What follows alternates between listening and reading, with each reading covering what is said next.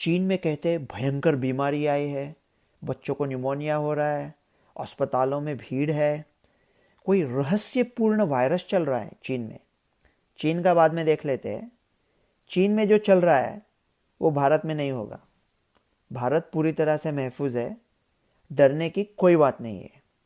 आप कहोगे लेकिन सावधानी तो बरतनी पड़ेगी ना, थोड़ी सावधानी लेंगे। अरे सावधानी के कान के नीचे बजाओ, ऐश करो, त्योहार मनाओ। चाइना की रहस्यपूर्ण बीमारी का रहस्य अगर आपने मुझे पूछ लिया तो एक शब्द में बयां कर सकता हूं, और वो शब्द है सावधानी।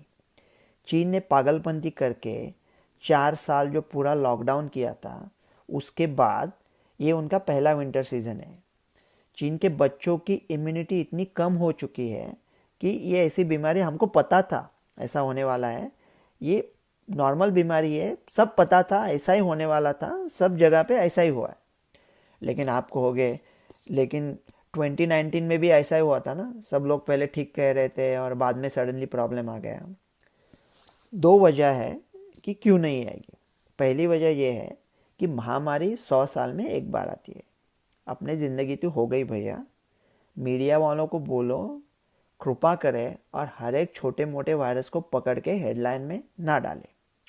और दूसरी बात यह है कि अगर मान लो ऐसा कुछ है रहस्यमय वायरस जो महामारी बन के निकलता है, तो कोविड में क्या हुआ, कोविड का जो डैमेज था वो अगर आपने आईसीसी वर्ल्ड कप क्रिकेट देखा तो रोहित शर्मा पहले 10 ओवर में मारता था ना, पूरा डैमेज करता था दूसरी टीम को। कोविड का डैमेज वैसा था, 10 ओवर तक मार लिया, उसके बाद 40 ओवर जो डैमेज हुआ वो हमने खुद अपने आप पे, ये जो फालतू बेकार कमिटीज, टास्क फोर्स, ये सब अकल के दुश्मन लोग, ये सब करके हमने हमारे खुद के संकट बढ़ाए। अगर ऐसा कोई महामारी जैसा वायरस आता है तो अभी जनता चुप नहीं बैठने वाली। वो ऐसा कुछ सुन सुन के लेने वाले नहीं है। अगले महामारी में और एक खुली हफ्ता देने से इनकार करेगा। पिछले महामारी में अकेला था, अब लाखों कुली मेरे साथ होंगे, कोई कुछ ऐसा कुछ होने वाला नहीं है। तो देखते हैं कि क्या चल रहा है चीन में, कौन से वायरस और बैक्टीरिया है जो पता है अपने को। एडिनो वायरस है, फ्लू वायरस है, रेस्पिरेटरी सिंसिशियल वायरस है, और एक बैक्टीरियम है जो माइकोप्लाज्मा निमोनिया। वो सब है, पता है कुछ कुछ बच्चों में सीरियस बीमारी हो सकती है।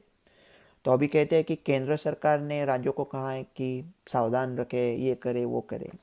उससे मुझे थोड़ी शिकायत है।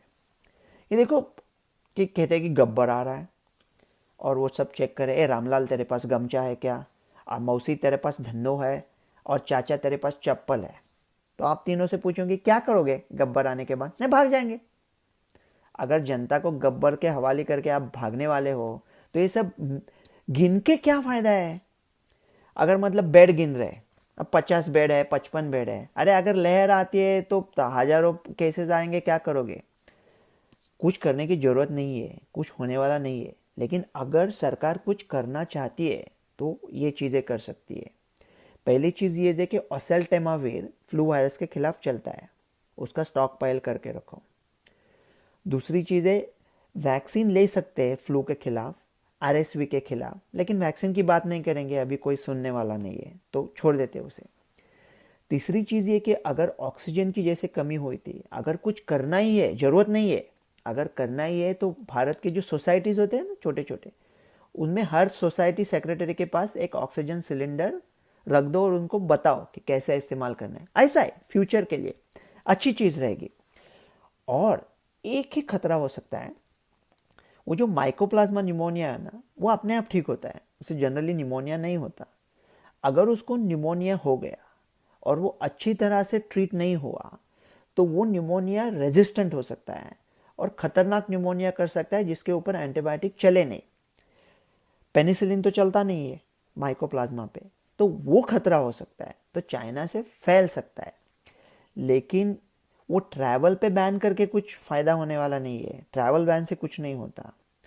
और चाइना से हमें एक खतरे की कुछ ज़रूरत ही नहीं है, हम लोग तो आत्मनिर्भर है ना, वो संकट हम खुद अपने आप पे लाएंगे। मेरी एक मौसी है 85 साल की, उसका कुछ लाइफ सर्टिफिकेट चाहिए पेंशन के लिए, तो आधार कार्ड पे कुछ गलती है स्पेलिंग में, तो सब बाबू लोग उसके ऊपर टूट पड़े, उसको वो सर्टिफिकेट नहीं मिल रहा है।